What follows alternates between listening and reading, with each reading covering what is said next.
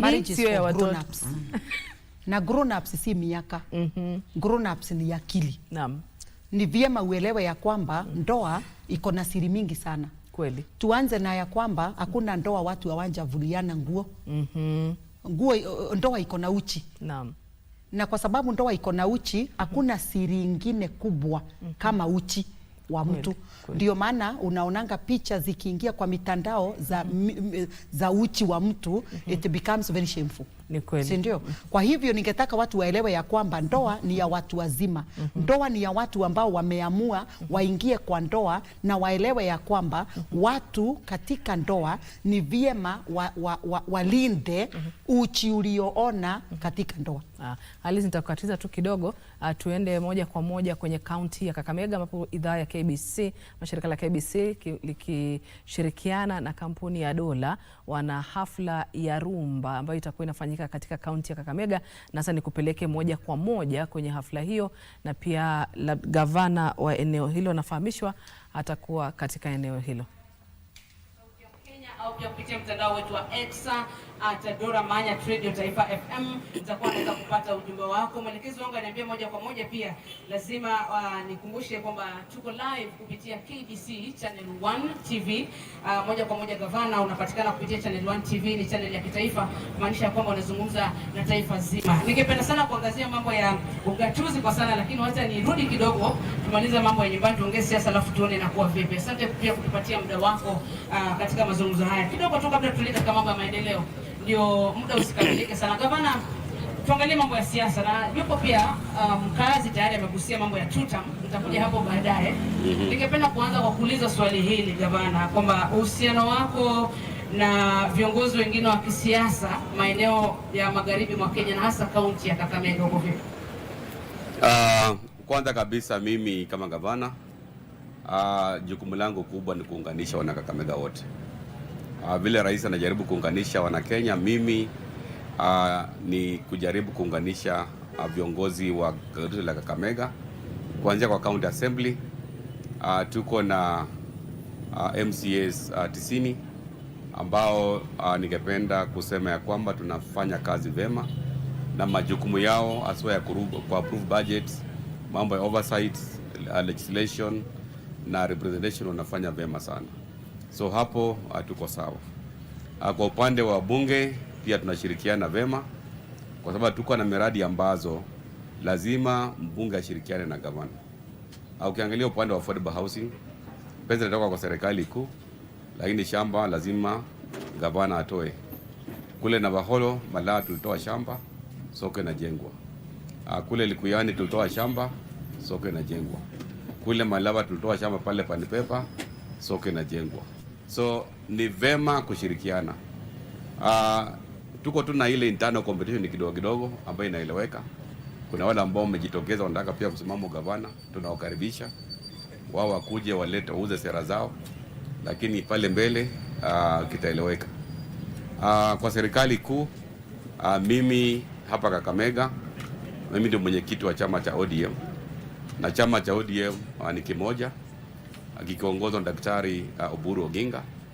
Na mimi najua kwamba chama cha ODM hivi sasa tunajiandaa kwa mazungumzo na chama tawala cha UDA ili tupange siasa mwaka ujao.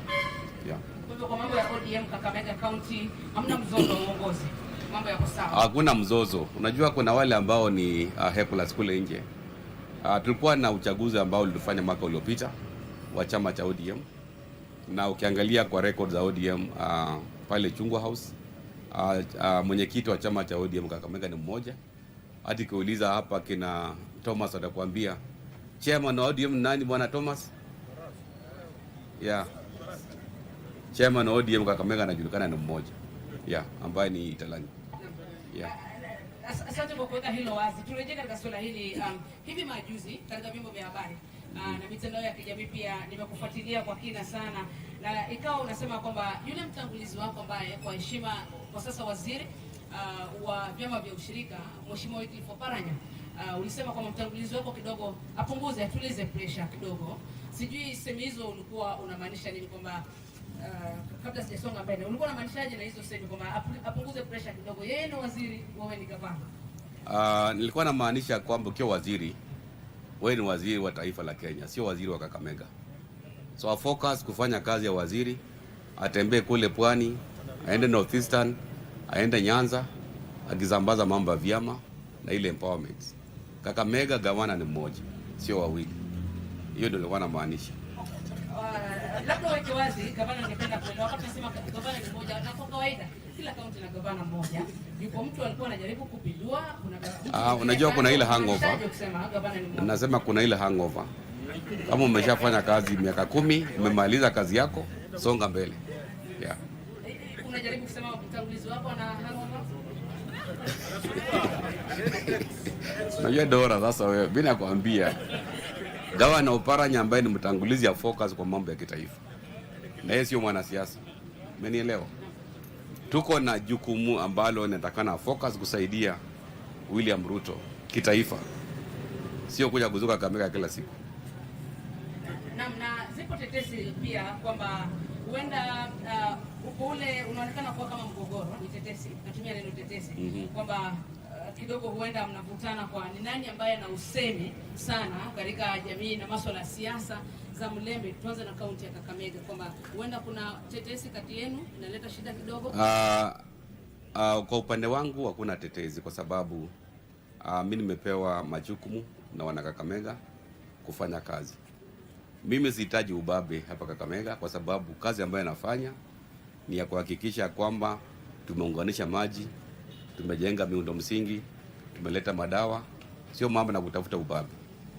Na upande wa mkoa wa Magharibi pia tuko na viongozi ambao wako na majukumu. Na mimi nashirikiana vema sana na viongozi wa mkoa wa Magharibi. Ukienda pale Speaker wa National Assembly, tunashirikiana naye vema. Ukienda Prime Cabinet Secretary, hatuna shida naye, kwa sababu wamefocus kwa kuunganisha wana Kakamega, wana Western na taifa lote la Kenya. Hiyo ndio jambo ambalo ningependa gavana mtangulizi pia afanye. Kwa mstari wa mbele kuunganisha wana Kakamega wote. Akishaunganisha Kakamega, ndianze kutafuta mambo ambayo anatafuta kule juu. Tumeelewana? Tumeelewana. Na kwa sasa katika hali hiyo kwamba wapo wale wanahisi kwamba huenda unauoga eti mtangulizi wako anapewa ubabe na huenda akatajwa kama nitumie neno la Kiingereza kingpin wa Mlembe politics katika kaunti ya Kakamega, kwamba inakutia hofu sana, inakutia baridi, kwamba gavana una wasiwasi sana. Jambo ambalo ningependa kuambia kwamba mimi ni gavana wa Kakamega, na gavana mtangulizi ako na kura moja, na mimi ningependa kusema ya kwamba I'm self made. Mambo ya kingpin ama sio kingpin, hapa Kakamega tuhitaji kingpin. Western region tuko na viongozi kadhaa. So ukienda kufocus kwa mambo ya kingpin ama sio kingpin, hasa utakuwa unaleta propaganda na siasa ambayo hatuhitaji. Siasa ambayo nataka tufanye hapa Kakamega ni siasa ya maendeleo, siasa ya kuunganisha wana Kakamega na mazungumzo ya kuleta uwiano, sio utengano. Na pia katika mikutano mbalimbali umejitokeza wazi na kuonyesha kumpigia upato Rais Daktari William Ruto kwa awamu ya pili ya uongozi, almaarufu wanasema tutam. Na kuna wale wanauliza kwamba gavana anafaa kuwa anafanya kazi, lakini imeingia katika siasa labda za kumpigia rais upato sana, masuala ya tutam na mambo kama yale. Sijui utazungumzia vipi hilo, hasa ukiweka eneo la magharibi mwa Kenya katika swala zima hili la siasa kuelekea mwaka 2027. Ukiangalia kazi ambayo Daktari William Ruto amefanya hapa Kakamega, licha ya kuwa kwa uongozi kwa miaka 4, tuko na mambo kadhaa ambayo tunajivunia, ambayo haikuwa inaonekana hapa tangu tumekuwa na ugatuzi. Mambo ya barabara, ukienda kule Malava Samiti, lami inawekwa pale. Ukija hapa Kakamega, hii barabara kutoka hapa Ikonyero kwenda hadi kule Humaila Wakasa, lami inawekwa. Ukienda kule Navaholo, inaitwa C41, ilikuwa ni kama hadithi. Hivi sasa lami inawekwa pale. Hapa Kakamega tunashirikiana na yeye kuhakikisha tumekamilisha Buhungu Stadium tunashirikiana kuhakikisha tumekamilisha level 6. Ukienda kule Bungoma tuko na pia ile Masinde Muliro Stadium ambayo serikali kuu imejenga. Ukienda kule Vihiga tuko na Kidundu Stadium ambayo mashaanza sasa hizi kujenga. Ukienda kule Busia tuko pia na stadium ambayo inajengwa. Soko zimejengwa hapa karibu 25. Hapa town hapa Milimani tuko na affordable housing, nyumba 220 zilikamilika. Lakini soko ni kazi ya county mradi ya soko ni kazi ya county. Unajua whether ni county ama serikali, sisi tunaangalia kazi imefanywa itafaidi wananchi. Unaelewa? Ndipo nikasema tunashirikiana kwa sababu soko haiwezi kujengwa kwa hewa. Lazima county ipatiane shamba. Na county ikipatiana shamba, serikali ilete pesa ni sawa. Kwa sababu hiyo pia itakuwa ni mojawapo ya zile strategies ambazo tutapata maendeleo mengi kwa wananchi. Hatutaki kung'ang'ania tu hiyo ni kazi yetu, ile hali itasaidia wananchi. Hapa town tuko na pia houses zinajengwa hapa karibu nyumba 2000 na kila sub county tuko na mradi ambao unaendelea. Ukiangalia ile rekodi ambayo nimetaja, ndiposa mimi nasema ya kwamba William Ruto ni 2 term kwa sababu ya kazi ambayo inafanyika. Na itakuwa ni rahisi sana. Licha watu wengine kusema ni vigumu kuuza agenda William Ruto, mimi nasema kulingana na project ambazo amefanya, yeye tunampigia upato akuwe na 2 term. Yeah. Na pale tu maana nilikuwa nakuja na swali. Wapo wale wanasema kwamba jamii ya Mlembe ama magharibi mwa Kenya ndio rais amefanya miradi mingi, ametembea sana, lakini ikilinganishwa labda na maeneo mengine hawahisi uzito wa miradi kutoka serikali kuu katika eneo la magharibi mwa Kenya ikilinganishwa na sehemu zingine. Sijui unasemaje kuhusu hilo? Na kile ambacho unaweza kusema labda katika hili, mimi kusema kweli labda kiwanda kitu fulani ambacho unasema uzito wake ni huu ikilinganishwa na sehemu zingine, japo sisemi kwamba rais anafaa kukagua ukiangalia eneo la Western hasa hapa Kakamega, sisi tulikuwa wana ODM. Tulipigia Raila Amolo Odinga ambaye ni kinara wetu mwanzilishi akura almost 75%.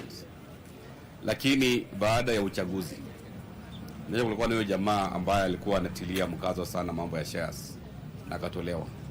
So kutokana na ile broad based government serikali jumulishi, kutokana na ile mkataba wa broad based, ndipo sasa tumeanza kuona maendeleo. Ndipo tunaona stadium inajengwa, tunaona pale airport inajengwa. So at least kulingana na zile historia ambazo tumekuwa nazo, ukiangalia miaka 10 ya Uhuru Kenyatta, hakuna project yoyote hapa Kakamega ambayo tunaweza sema kwamba ilikuwa imefanywa. So mimi na wananchi wa Kakamega ambao wanapigia upato mambo ya 2 term ya William Ruto, tunaona kazi ambayo inafanywa. Lakini kwa kawaida tukiwa na wapinzani pia, hata kama Buhungu inajengwa ama airport inajengwa, wakienda pale watasema ya kwamba hakuna kazi. So hiyo ndio propaganda ya siasa ambayo tumezoea. Lakini tukiangalia sasa zile takwimu za maendeleo, at least kuna jambo ambalo amefanya. Yeah. Shukrani sana na maswali mengi hapa, lakini na takriban kama dakika nafikiri 10 hivi kabla kutamatisha na kabla nirudi kwa wananchi. Na hili siwezi kulikwepa hata nikajaribu. Kuna kikundi cha Linda Mwananchi ambacho kiko magharibi mwa Kenya weekend hii. Kikundi cha Sifuna nafikiri watakuwa Trans Nzoia kisha Bungoma, na kuna mengi ambayo yanaendelea kule, sitaki kuingilia katika ajenda yao. Ningependa kusikia wewe kama jamii kiongozi pia kutoka jamii ya magharibi mwa Kenya, maana kuna wananchi wanahisi kwamba sasa simtupatie mwelekeo kama viongozi, twende wapi, tumsikize nani, tufuate nani? Hao wanalinda wananchi, hao wanasema upande mwingine wa tutam, hao wanasema hivi. Hebu tuzungumzie kidogo siasa hizo kwa ufupi tu, halafu labda utaambia nini mkazi hasa wa Kakamega anafaa kumsikiza nani japo katika siasa za jinsi watakavyopiga kura kuelekea mwaka 2027. Kwanza kabisa kwa upande wa Linda Mwananchi, hilo ni vuguvugu. Kwa sababu nasema ni vuguvugu, hawana chama ambacho wanasema ni chama chetu. Na ukiangalia katika demokrasia ya Kenya, kila Mkenya ako na ile right ya demokrasia na association. na eneo la magharibi pia. Ukiangalia historia, sisi tuko na tumeshikilia kipaumbele kwa upande wa demokrasia, kwa sababu hata mwaka uliopita tulikuwa na wale ambao walikuwa Azimio na tulikuwa na wale ambao walikuwa Kenya Kwanza. Ukiangalia mwaka wa 2017 kulikuwa na hiyo NASA na hiyo mambo mengine. So hii ni demokrasia ambayo tuna encourage hapa Western, na mimi jambo ambalo ningependa kuambia wana Western ni kwamba sisi kazi ambayo tunafanya na upande wa siasa, at least kwa upande wa two term ya William Ruto, tuko very clear.